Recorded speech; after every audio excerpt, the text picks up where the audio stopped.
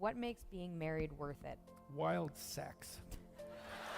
Sorry, it's kind of a flip answer, but I couldn't resist. What makes it worthwhile? So I noticed in my clinical practice that couples who stayed together had to spend about 90 minutes a week in intimate contact with one another, and also just talking for 90 minutes about their lives, about the domestic economy, about the kids, about the practicalities of life. And at the same time, they wove a rope that was their joint story. And that's something to have in your life, you know, to have someone who you're moving forward with, that you can communicate with honestly, who you can rely on in times of trouble, and to call you out on your stupidity. Thank God for that. So my wife and I had a rule too, which was don't agree to anything that you don't agree to.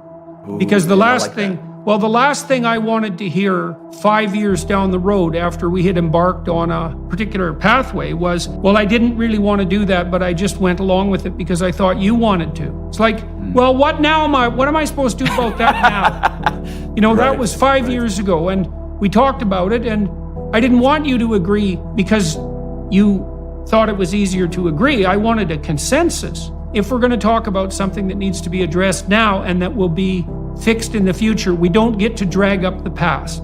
Because that's another thing that happens, right? Is you start talking about things that are problematic, and one person or the other goes, well, you always act like this, you've always acted like this, and there's no chance in the future that you're ever going to change. It's like, well, instantly you're in a fight because your whole character, past, present, and future, has just been savage. When you're in love with someone, you're going to organize your schedule and make them a priority. You know, that's in some ways a fleeting state. It's obviously a priority. And then you get married and you kind of get accustomed to having each other around, and then everything else is more important and the relationship drifts to the bottom. And then people get dissatisfied and they start looking for excitement and adventure otherwise. Well, you can't do that. You have to prioritize the relationship. They have to spend 90 minutes a week together talking about their lives to keep their stories caught up. It's not that much, and which is a good thing. You can actually do it. And then they need to spend at least one time having a date. One is necessary. Two is better. You can't aim for a lot more than that because life is very busy. And if it's going to be sustainable, it has to be realistic. But they need to make time for each other twice a week and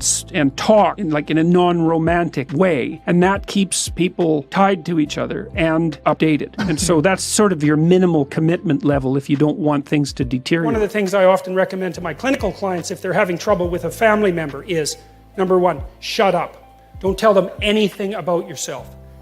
And I don't mean in a rude way, it's just like no more personal information. Number two, watch them like a hawk and listen. And if you do that long enough, they will tell you exactly what they're up to. And they will also tell you who they think you are. And then you'll be shocked because they think you're something, generally speaking, that's not like what you are at all. And when they tell you, it's like a revelation to both of you.